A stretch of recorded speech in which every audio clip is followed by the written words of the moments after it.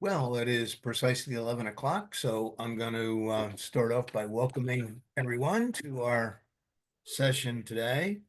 Uh, as I've said in the past, and we always want to recognize and thank the Foundation of the Arts and Sciences and the Executive Director, Daniela Kerner, and Jenna, who's making all these things work today. So we certainly want to thank them. And also, I encourage people to participate in things that are going on at the foundation. That helps the foundation, all the various activities, camps coming up, tennis, a lot of activities throughout the summer. Their catalog will be out. So also consider a donation to the foundation when you can, and perhaps even join so you can take advantage of all the various things that are going on up there. Just a reminder, I always underscore the fact that everything is connected. And today's session, we're going to talk about how we're connected to the cosmos, which is, I think, pretty interesting. I enjoy gazing at some stars, although I don't always know what I'm looking at. And Jim today is going to help us with that. So just a reminder that the foundation is a great place to tie art and science together. They both start with observation. So the more keenly aware of what we're seeing and what we're observing, the better off we all are.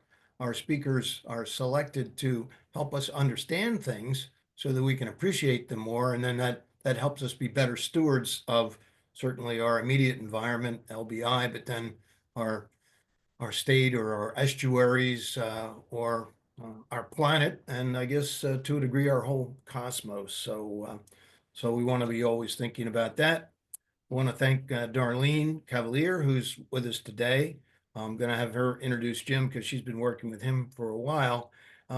Also, I'll just mention Ben Wurst's name. He'll be speaking later on, but he's been very instrumental over the years in all the science related or environmental related things at the foundation. So we want to mention those too. And any of you who have ideas or thoughts, please don't hesitate to drop us an email. We had a good conversation last week with some new ideas and some embellishment of old ideas. And we like to, when we can, incorporate those kinds of things into our sessions because they're coming from you all who are taking your time to listen to us. So without any further ado, I'm going to turn things over to Darlene Cavalier, and she'll introduce Jim, our speaker today. Take it away, Darlene. Thanks, Rick. Yes, nice to see you all again. Some familiar faces here. I'm Darlene Cavalier. I'm a professor at Arizona State University. I live in Barnegat Light, and I also run something called SciStarter, which is how I met Jim. Jim, initially, we were fortunate enough that Jim came through a Verizon volunteer program. So he also works at Verizon. And in his spare time, he would volunteer to not only do citizen science, so these are ways to volunteer to help accelerate scientific research, but also became one of our best ambassadors in introducing others to science topics, citizen science, SciStarter. And so we grabbed him last year for a presentation here on Science Saturday, and he went in depth for those of you who attended that. Any of you who already are amateur astronomers or professional astronomers, I bet you really enjoyed Jim's talk last year. And so we're really excited to have him back. And in this case, we asked him to do kind of a beginner's guide to stargazing, and then also learning more about light pollution and how not only is it annoying because it kind of prevents us from seeing the Milky Way and other things that we want to see, but also has some health risk associated with it, but it's easy to mitigate. So without further ado on my end, and Rick and Darlene and everybody else sporting their egos, yay, over to Jim. Thank you. Hi, how you doing? I'm going to share my screen. Let's see here. No, I gotta click that option too.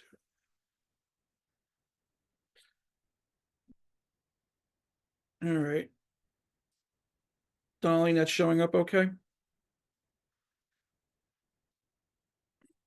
It is. Thank you, Jim. Okay. All right. This is beginner astronomy, what to see in the night sky without a telescope, which is where we should really all begin. And I am the president of the Astronomical Society of the Toms River area. We meet at the Novans Planetarium every second Friday of the month. I'm also a dark sky advocate for Dark Sky International, and we now have Dark Sky New Jersey.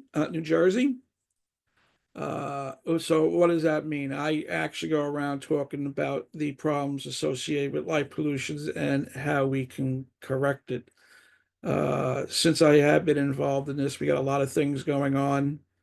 One of them is a 2196, which is a state level light pollution ordinance that they're going to be looking at this Monday, and hopefully it'll get signed. So that'll be a big win for us on trying to mitigate the problems of light pollution. And we've been working with a number of towns now on trying to get their ordinances updated with these same concerns. I've been a SciStarter ambassador since 2023, and I've been doing this for several years. I still consider myself a beginner, and I always will, because there is always something new to learn. So, SciStarter, which Darlene had mentioned, is a citizen science project hub of about 1,600 projects, and it covers anywhere from medical, environmental, space programs, and what I like to say, anybody can do it from the age of 8 to 108. And in most cases, all you really need is a cell phone. And if you really get into it and like the idea of presenting for citizen science, showing people how to do it, trying to grow the participation, and making people realize that you don't have to have a degree to do things like this, and science related, become a SciStarter ambassador like myself. And when you do, we're having a growing number of ambassadors out there, and I'd always be available for people who may want to get some help in their efforts. Also coming up in April will be a million acts of science. And, these acts provide data and information to help answer questions, scientists can't answer alone, which is a big thing, because you'll have like maybe 10,000 gigs of data that may need to get analyzed. And us as citizen science, we can narrow that down to maybe 2 gigs of data. And that'll help the scientific community out a lot to weed out things that they don't really need to look at, because we've taken care of that for them. Nobody knows everything, but everybody knows something. So getting into things that we wanted to talk about, constellations. Constellations, of course, is a group of stars that forms a particular shape in the sky, and they've been given names. There are officially 88 named constellations. 36 of those constellations are here in the Northern Hemisphere. And of those 88, 48 of them are based on the Greek named constellations.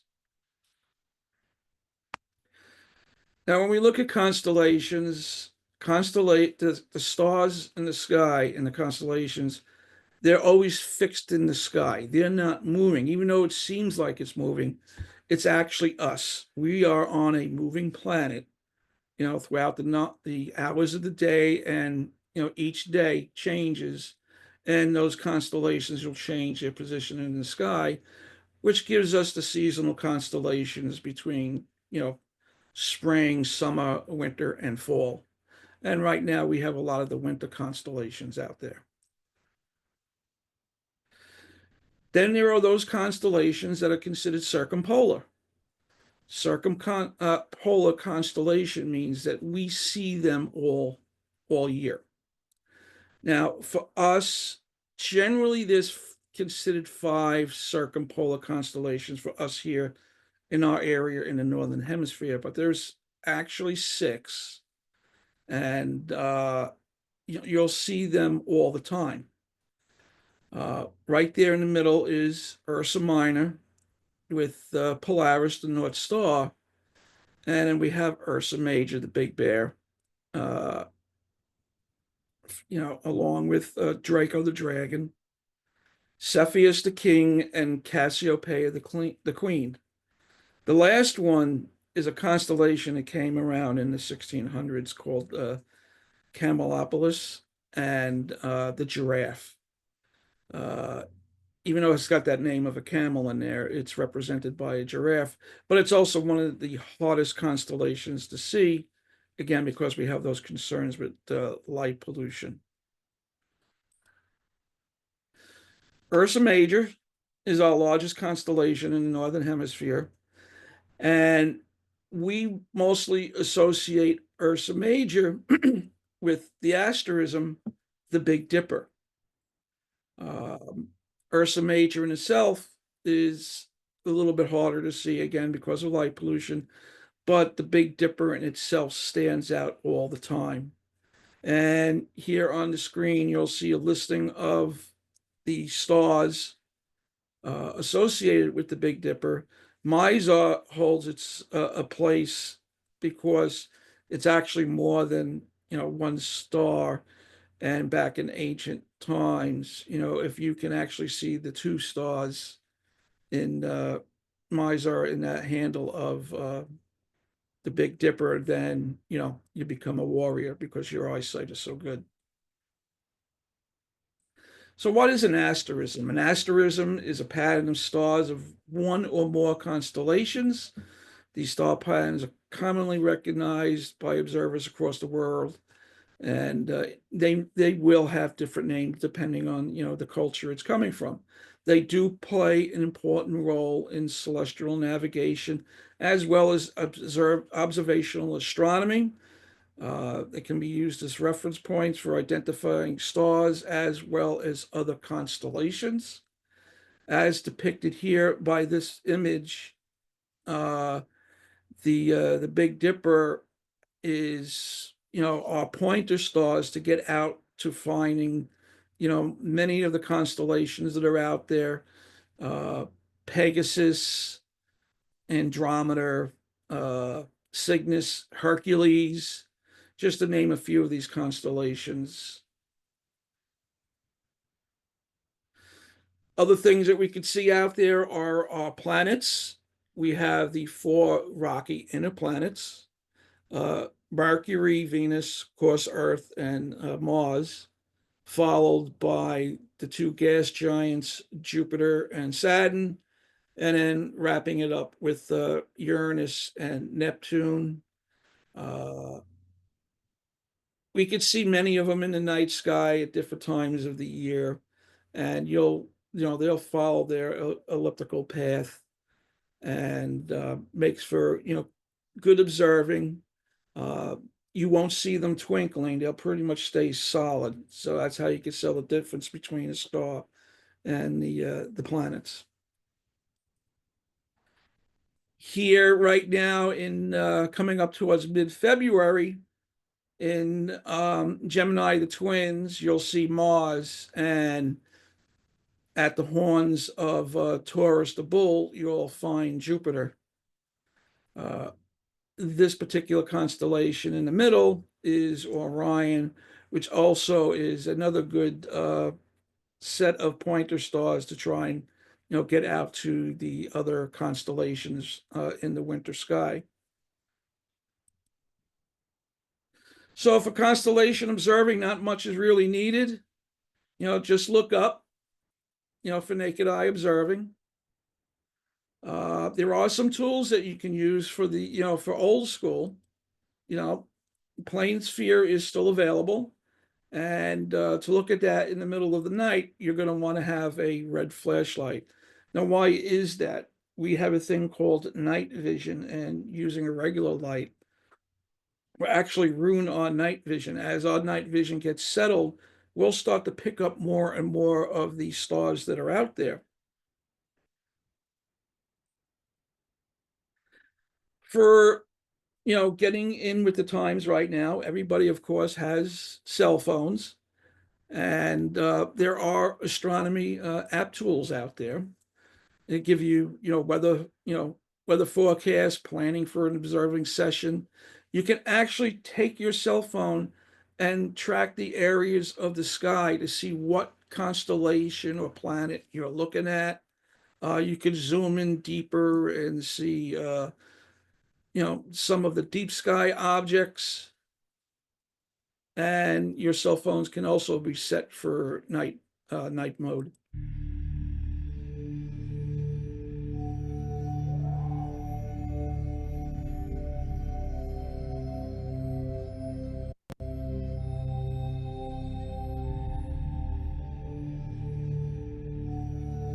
Uranus.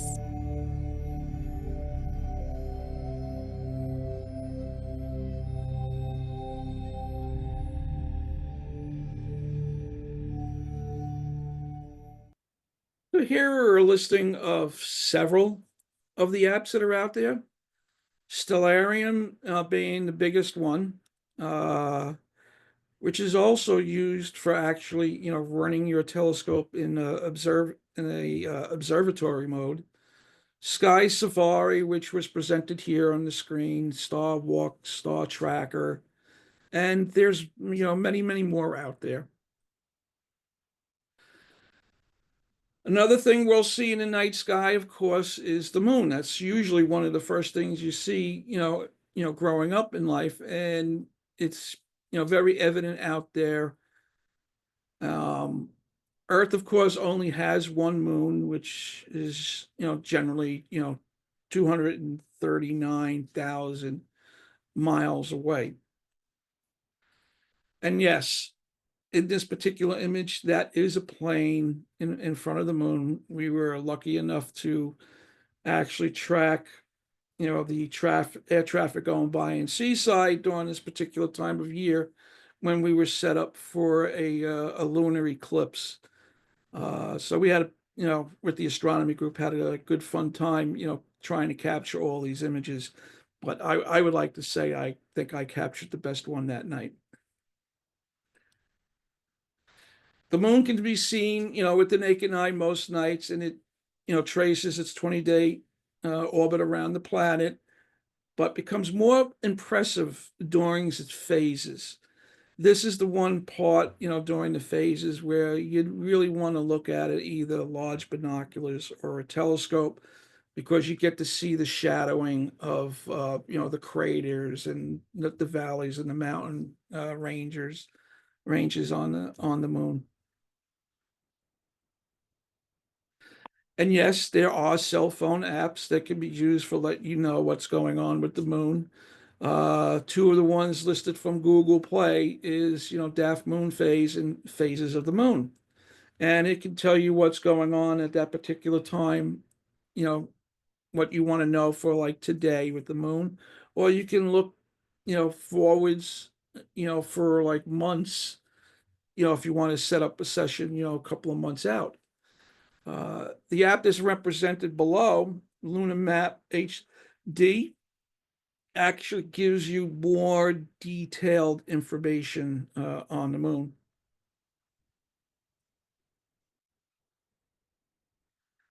Another thing that we will see in the night sky is generally a nice bright ball of light going across at night at different times, which is actually the International Space Station.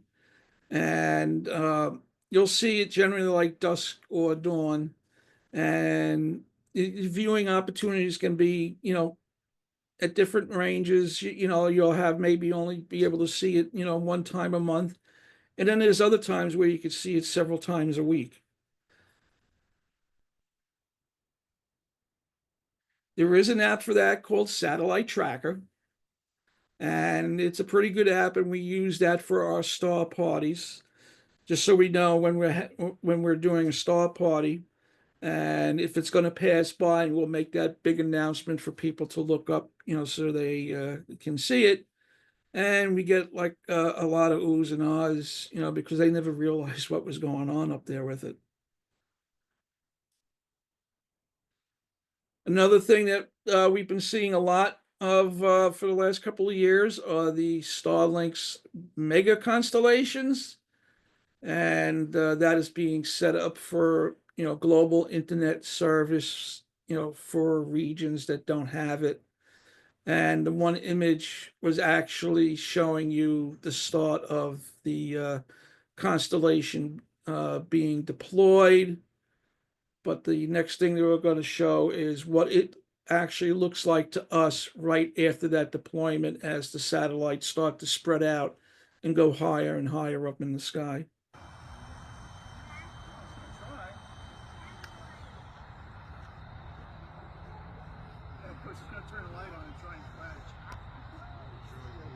Starlink satellites at Jake's Branch. September 16th.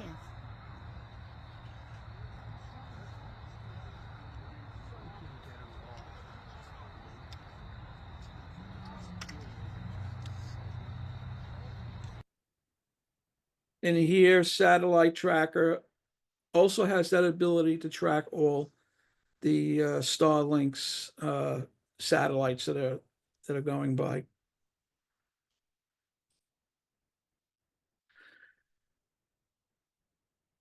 Now, being that you are part of Long Beach Island, where and when can we see the Milky Way?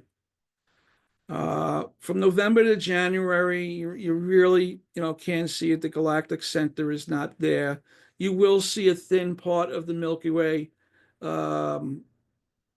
especially when you're looking towards the constellation Cassiopeia. February to June, you'll start to see it in the pre-morning skies. So you'd have to be, up like 4 o'clock in the morning to actually start seeing it. And you get good visibility of the Milky Way from July to August. Unfortunately, that's also when Long Beach Island does get busy. So it may be a little bit more difficult. But it's not impossible. You see the one image down there from July 2018. I actually took that from the Barnegat Lighthouse. Now, keep in mind, this is a photo-enhanced image that I worked on in Lightroom and Photoshop. But yes, you will be able to see the Milky Way. And then, comes September to October, you can see it pretty much in the early evening when it gets dark, so you get plenty of time for the Milky Way at that time of year. The other image was taken in September of 2022, and that was done up in the Adirondacks. So another app that you can get from your cell phone is called Photo Pills. Now, this is really a photographer app, and it'll set you up for doing the Milky Way, learning about the moon, meteor showers, works with the eclipses, both solar and lunar. But it's more of a photographer's app. But what is good about it for everybody is you can go to a particular location and go into augmentation mode and actually see what the Milky Way will look at a particular day and time for the Milky Way. And that's represented in the small image there on the right. That was taken during the day just to get an idea how we can do the image of the Milky Way. And that was done from Caddis Island.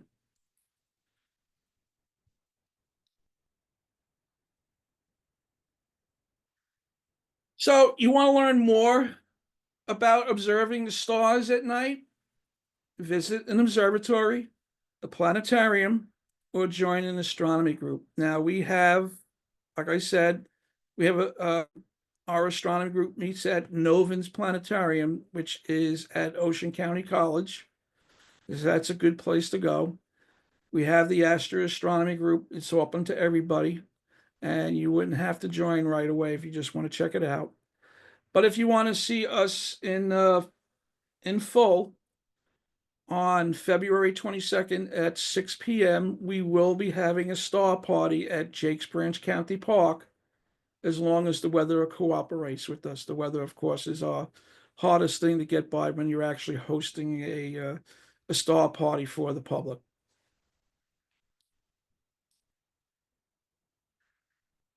So one of the problems we have with observing the night sky, of course, is light pollution.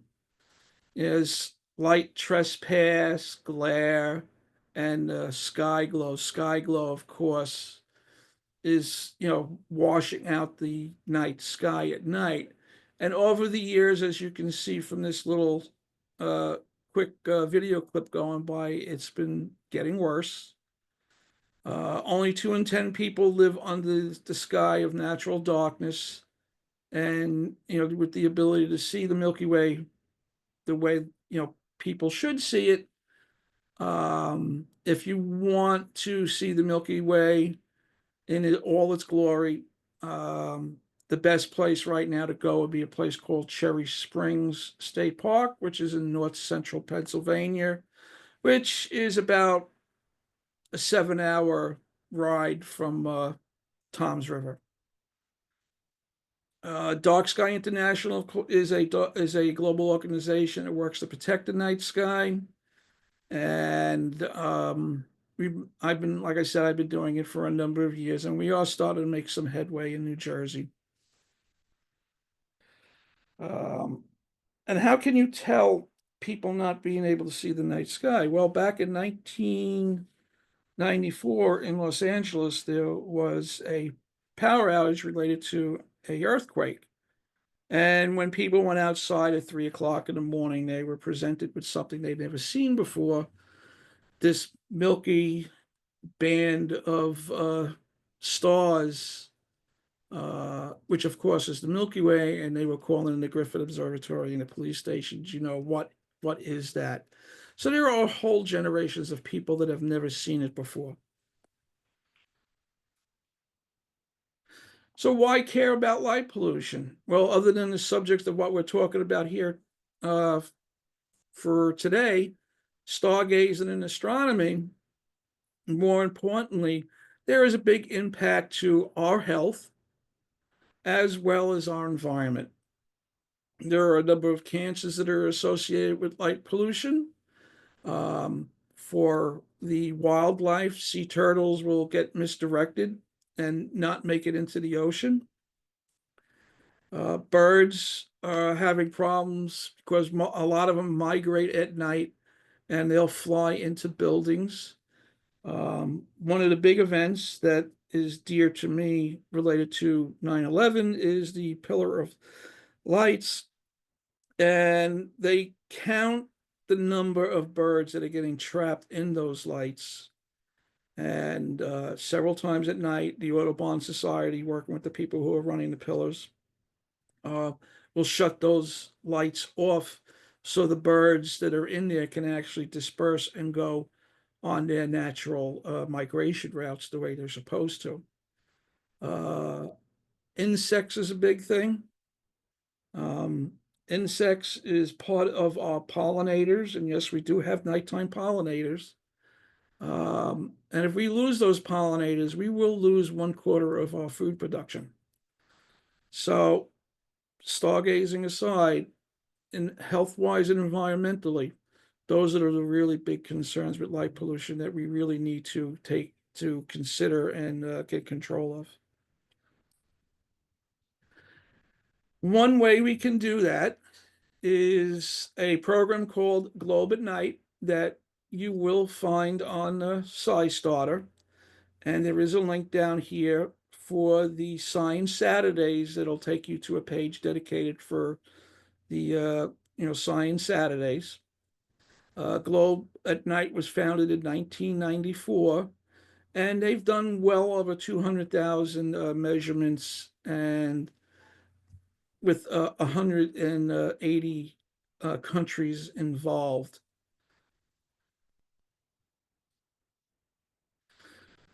So what can you do with Globe at Night? Well, for number one, you would go outside to let your eyes adjust for about 15 minutes. Remember, I had mentioned your night vision.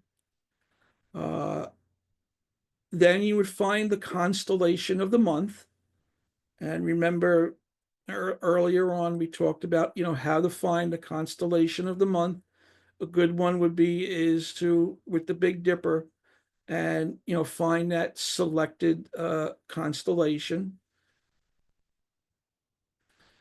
and then we would bring up the Globe at Night program, which you could link to right through SciStarter. If you're doing it for the first time, you would build an account for Globe at Night using your same login that you created for SciStarter, and that helps links the two programs together. Moving on to the bottom here, you'll choose a star chart, and what that is for is to see just how many stars that you're seeing in association with the constellation that you're looking to observe, um, followed by what the weather conditions are.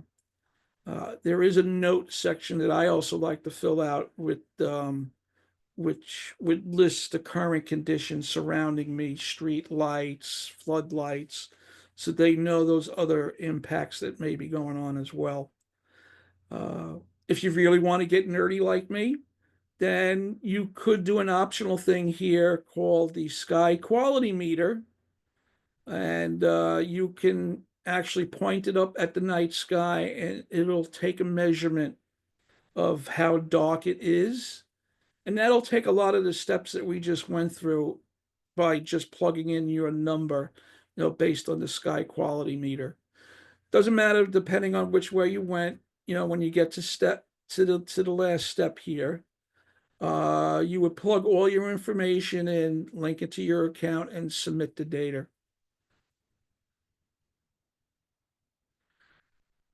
Now, Globe at Night right now at this particular time of year in February is one of the biggest as well as easiest to do because of the constellation that is selected, for the month. But the more data we can collect, the better it is for the scientists that are studying the impact of light pollution. And try to do it every night as much as possible. Of course, this weekend, I think next week may be a little difficult because of the weather patterns that we're getting. But Globe at Night would like, for you to continue to participate even beyond the February campaign, because, all the information is needed that helps with the analysis of light pollution.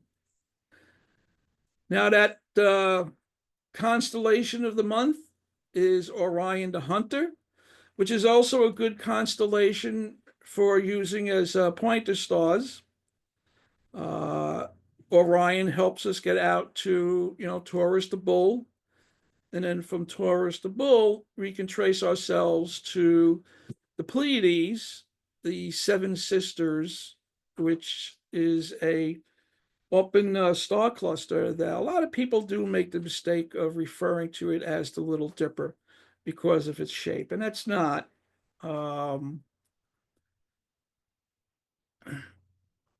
From Orion, we could also trace down to Canis Major, um, the uh, the large hound, and then going across, towards the side, you'll see a star there called Procyon, which is part of Canis Minor. Now you have Procyon, Sirius, and Canis Major, and Betelgeuse and Orion, which will help form another asterism called the Winter Triangle.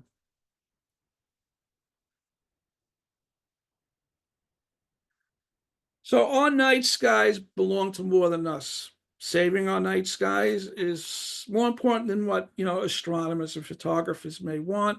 Losing dark skies is about the impact it has on every living organism on the planet.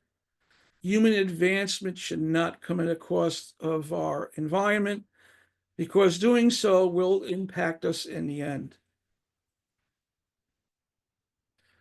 So you want to be the solution, light only what is needed. Use energy efficient bulbs and only as bright as you need it. Shield your lights and direct them down. Only use lights when you need it. You could put them on timers as well as light sensors, and use warm, light bulbs. And if you really want to get involved in combating light pollution, you become an advocate like myself and join darksky.org, and you'll meet some of the other people that are involved in this program on trying to correct the light pollution issues that we have here in New Jersey. These were my reference material for today's presentation. And of course, I've had my my helper there that was working with me with many of my presentations over the years. And unfortunately, we had lost her last year. But I continue on and always think about her when I put these things together. And thanks for coming in Clear Skies. I'm going to stop the share at this particular moment, and we can go into questions.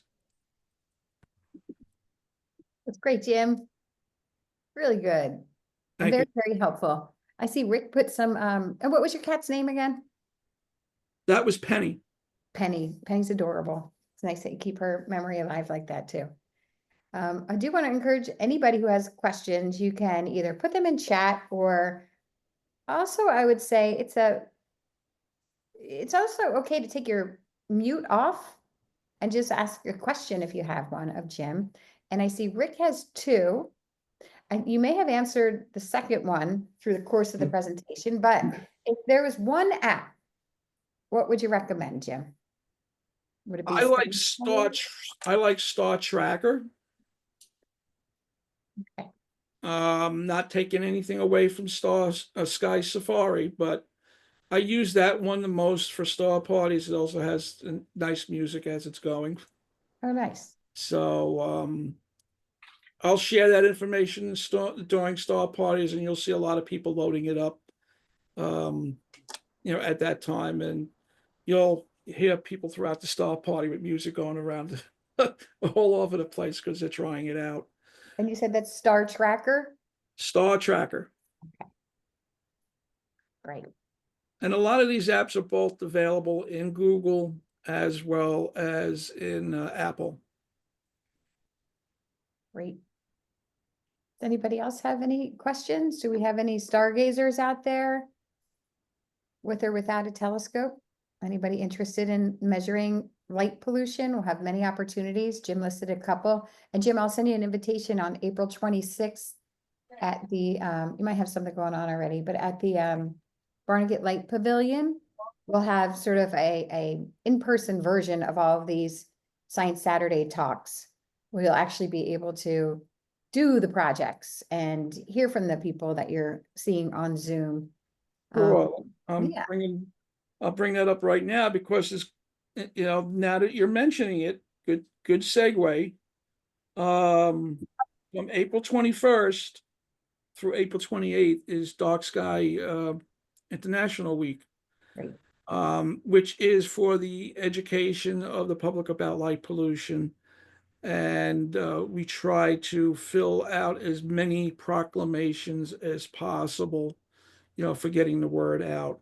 We do have one sitting in the governor's office right now. And of course, I'll be doing the different townships around me. Hopefully that they'll do it. Toms River did one last year, thankfully, with the assistance of the Save Barnegat Bay group. Great. Yeah, good timing. So maybe we'll make your table presentation even a little bit more expanded. What time is that? I don't have a time yet. I think we're looking at between maybe 11 and 2. something along those lines. I'll be at the Caddis Island Nature Oh, Festival. I thought I saw that because I saw a hold on my calendar too. All right, so I may have to play your role, and there's a lot of details to be worked out. And Rick probably is like, "Why is she mentioning something we have not really confirmed?" But I want everybody to hold the date. It was gonna be, that's 11 to 2, 11 in the morning till 2 in the afternoon, not when Oh, most stars are out. would be like, yeah, that's a perfect time for us. Um, It's not a another question in there, I'll just, while I've got the floor. So, a question, that always comes to mind, people are always interested to know. So why is it that stars appear to twinkle and planets don't? Twinkle. I would say atmospheric is why we see the twinkling of the stars and the planets being closer to us, with the reflection off the sun uh, onto the planets is why that appears that way. So since a planet is something um denser, and we're not just looking at light, we're looking at something that's denser and something that's closer. Right, The light right. from reflecting off of it, and that Yeah. gives, okay, great. Yeah, if you were to come to one of our star parties, Rosemary Spedalieri, who is our star party queen, would probably give you a better answer than what I just gave you. That's enough for right now. Sometimes that's just enough. There's a question there too about asking a neighbor for less bright lights. I've seen, there are some resources on the Globe at Night website that deal with some of these things, hey, what's next? And one way is to, it could be during Dark Skies Week. We'll have to look on the website. But I saw really good materials that Girl Scouts used in their neighborhood to not feel like they were offending their neighbor or being bossy, but basically, pun intended, shining a light on the issue by saying something like, hey, will you join the rest of our block on Dark Sky Night? Just for the night, we're going to turn off our exterior lights because it turns out this is peak season for, nighttime migration for different species coming through. That alone triggers somebody to realize, wait, my outdoor lights affect migration patterns. All I have to do is turn them off every so often. That could be the start of a conversation, and it's not really offensive. It's more of an awareness and saying, do you want to be part of this? Our whole block is doing it this just for one night, and starting from there. Right. That's Another thing you can do is if you do have a telescope, you can invite your neighbors over to show them what it looks like in the telescope. They then mention, if we can turn more lights off, we'll even see more things in the night sky. So that's something that other people have done. And if you yeah. do come to one of our star parties, my particular setup now is more educational and citizen science based, and I always have a discussion board there for light pollution. So I don't know if, yes, is that helpful to CMC McCurry? If not, we'll give you some more information. And Jim, I don't suppose, or anybody else tuned in, that you've come across this yet, but I noticed certainly in Barnegat Light with 34 of them, a lot of reflective signs going up, reminding people about where to cross. My personal injection, 34 seems like a lot, one on every corner, but I can't help but notice them at night because they reflect so much. That's not, are there versions that do you know if that interferes with, is that part of light pollution? I wonder if there's just better Yeah, versions. they do. A lot of the older boards will have lights that are facing up to show the display. You're better off having the lights facing down, but they are bright, so you're still going to get some sky glow with that. But they do have dark sky friendly display boards, which would, greatly diminish the problems with the light pollution on that. For the townships, we could always set up meetings with the environmental groups about this. And one of our advocates, and being it's Long Beach Island, I would be that person Mhm. that would come in and do a presentation, a government level presentation of about 20 minutes to go over the impact of light pollution and what they can do about it. That's great. I'll take a couple pictures and I'll send them to you because they may already be dark sky friendly signs that are up there. So that'd be good. Okay. Why do we only see the same side of the moon is Edwin's question.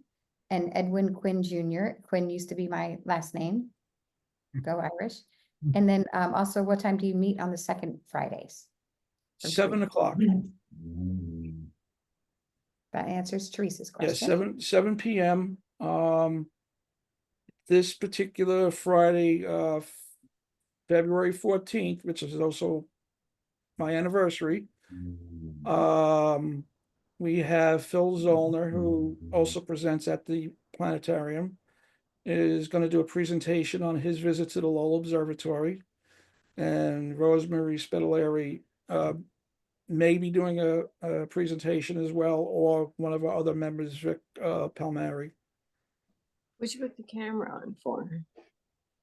You turn it off. I just turn on mid. Was there another question in there, Darlene? Yeah, You're the question is, why do we always see the same side of the moon? It's based on the rotation of the moon to Earth. That's why we always see it that way. So the moon does rotate, but optically, because of the distance, that's why we always see the same side. Now, just so people know, the moon is actually slowly moving further and further away from us. So at some point, those, solar eclipses that we do get, over, many, many years beyond all of our lifetime, total solar eclipses will stop. The other thing to mention about the moon too is, yes, we only have one moon, but every once in a while, some celestial visitor will come along, get trapped in a lunar type orbit. So sometimes we will have we'll say a minor moon, which is actually an asteroid, before it finally breaks free and continues on its way. I want to go back to something that idea of saying inviting your neighbors over to look at the stars from from your telescope or the moon. That's an excellent idea. I think also something you'd mentioned, I think it was last year, or something I've learned, I guess, is a good set of binoculars are a great way to look at stars and certainly the moon. Yes. And sometimes people are like, well, a telescope and all this and that. I also have a spotting scope for birds, for birding, which is really kind of nice because I set that up and then anybody can just come over and look into that. So a spotting scope does the same thing.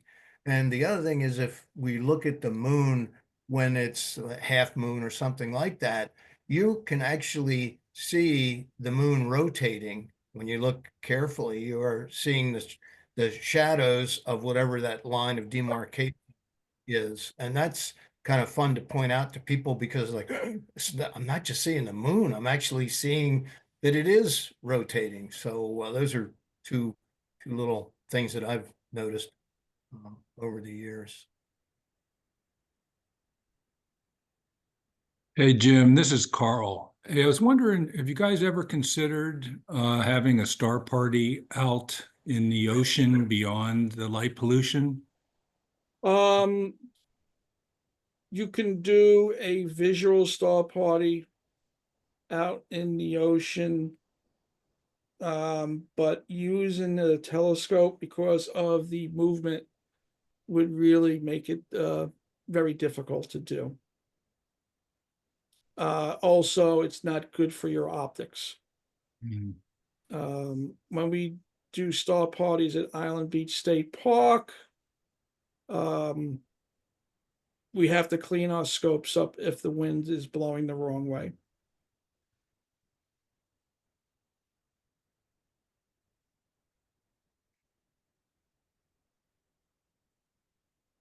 Will we be able to see the planet alignment on February 20th? Is another question. Yes, you can. You'll see you'll see most of the planets. The ones further out will become more difficult because of light pollution, or the condition of your eyes. I see a question here. Libraries often loan telescopes and binoculars. That is part of the loaner program that's actually a national effort. There is a loaner program. We don't have one around here, but Astro, for new members, also has a loaner program. So we do have binoculars or telescopes. Those telescopes would be what's called Dobsonian telescopes. So they're pretty much like a big light bucket. But mentioning the binoculars are really a good way to start. You're not going to invest heavily in money for it, and if you do decide to change your mind, it's not money wasted, because you can use it for other things, observing birds, animals. The only addition from binoculars I would recommend is what's called a parallelogram. So that sits on a tripod, and it'll keep your binoculars steady enough where you're looking at the object, where it's not really jumping around. Let's see. How likely is the Earth being hit by a meteor in our lifetime? Well, if you're looking at any of the current news, there's one they're actually watching now for 2023. 2032, I'm sorry. Call from Russell Terry. Okay, sorry about that. Any other questions? All right, how much time do we have? We have 8 minutes left. Well, it's if you want, I can share the video Losing the Dark, which would be a good wrap up for light pollution. Why don't we do that? Why don't, I'm gonna sign off. I'm just gonna, I'll sign off. We can jump to that. Those who need to drop off, don't feel like you're turning your back on Jim. It was a wonderful presentation, Jim. Thank you so much. This will be posted. So some of these slides, some of the information Jim gave us was, I just think, fundamental, really helpful. And thank you for dumbing it down, Jim. I really appreciate that. I think others did too. I'll just remind people that next week we've got Joe Smith from Forsyth, and he's going to be giving us some information. I know we were all concerned, well, not all concerned. I'm concerned about salt marshes. Very interesting part of LBI, and he's going to be talking about the salt marshes on the Jersey coast. And he's also going to give us a little overview of how the historic ditching, digging the ditches in the salt marshes has presented a situation that we now have with many of those marshes and many of the problems in those marshes. And given the devil its due, mosquitoes are consumed on a marsh by fish that swim up the ditches. So there are some pluses and minuses, and I'm sure Joe will get into all that. So I'm going to sign off right now. Thanks again, Jim. Darlene, take it over, and I'm thinking everybody will enjoy seeing what they're about to see. I think so too. Thanks, Rick. Take care. Ready? Okay, this is going to be a 6.5 minute video.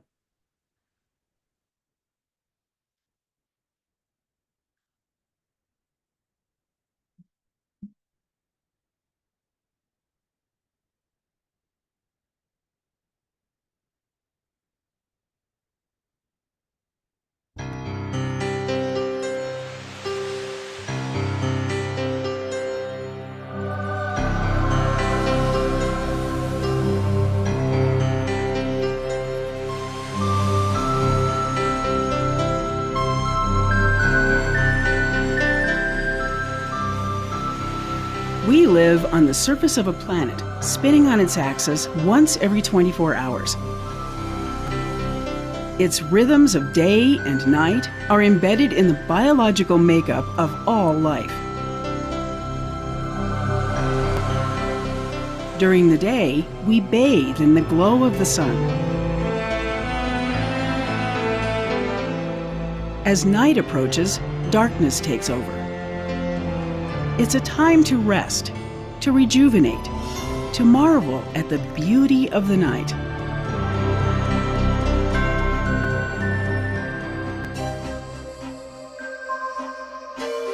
Until just over a century ago, our night skies were very dark. Now, even the wilderness is invaded by light.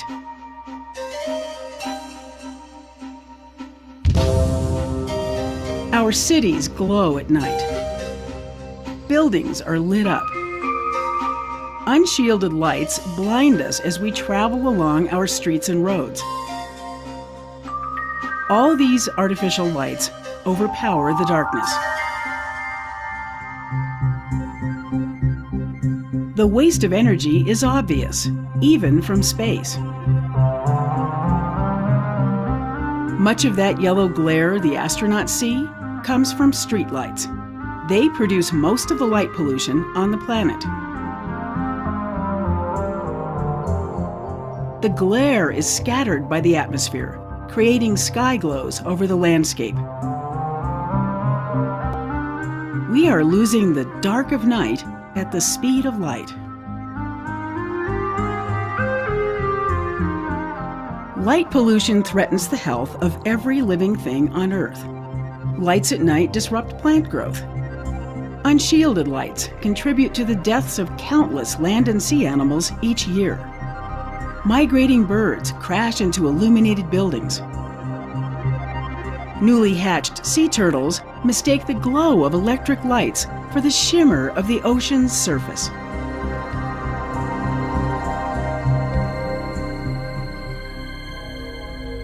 Bright lights at night also directly affect humans. Drivers and pedestrians temporarily blinded by poorly designed lights have suffered tragic accidents. Light pollution poses a silent threat to our health. Exposure to light at night disrupts the circadian rhythms that regulate our sleep cycles. People working at night under bright lights or living in light-polluted cities face a higher risk of developing diseases such as breast and prostate cancer.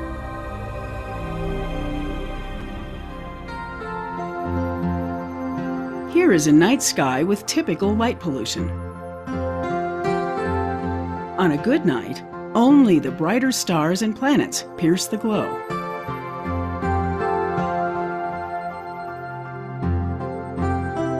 This is what the night sky might look like if we could remove the light pollution. That faint band of light stretching across the sky is the Milky Way, our home galaxy. Because of light pollution, many people have never seen it.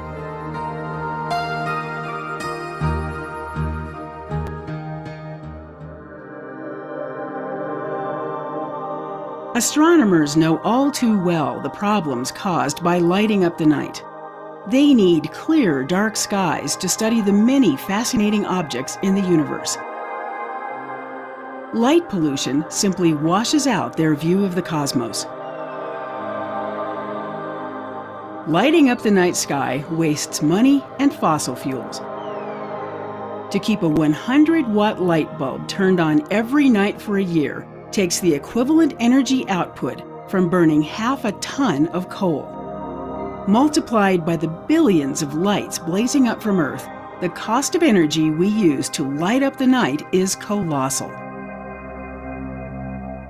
While lighting is needed, there are some simple things we can do to ensure that it's neighborhood-friendly, energy-efficient, and helps preserve dark skies. We can replace light fixtures that send light up to the sky with ones that direct light down, exactly where we want it. They're called fully shielded fixtures. We can also illuminate only the places that need it. And of course, we can just turn off unnecessary lights. These are smart ways to use lighting. They offer simple solutions to problems caused by light pollution. We have a choice between wasting resources by sending light to the sky or learning to use light more responsibly. Light pollution is a problem each of us can help solve. Together, we can bring back the dark of night to planet Earth.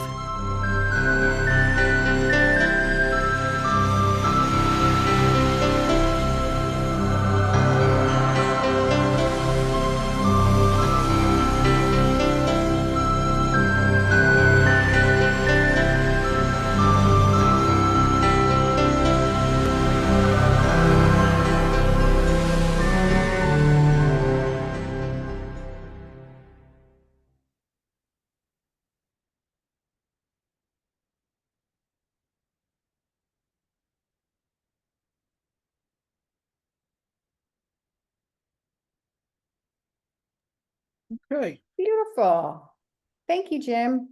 And I am just going to put a couple more links in here. Here's one to remind you to check out what else is coming up on Science Saturdays at the foundation. That's the last link. And then I put a link in where you can find all the projects that Jim was talking about as well. And Jim, it sounds like you're going to get some requests to come and speak at different to different groups here too. Yeah, not a problem. And I also do more than just talk about astronomy. I have a number of presentations available on citizen science projects. The newest one will be Jura Watch, which is concerning a invasive species of spider that has come into the United States back in, I believe, 2013 and has been seen in Bucks County, Pennsylvania. So it is very close to us right now. Yeah, good time to learn about that. I think they come out in this September or so. I don't want to see any. Nice to see you, Jim. Have a great, and I know you haven't been feeling well. So thanks for, Yep, no problem. right of all that too. And I hope everybody has a great week, especially the Eagles. And that's it. I'll see you next week. Take care, everyone. Bye. Bye-bye. Thanks all. Thanks, Darlene. Thanks, Jim. Have a good weekend. You're welcome. You too. Thank you, everybody.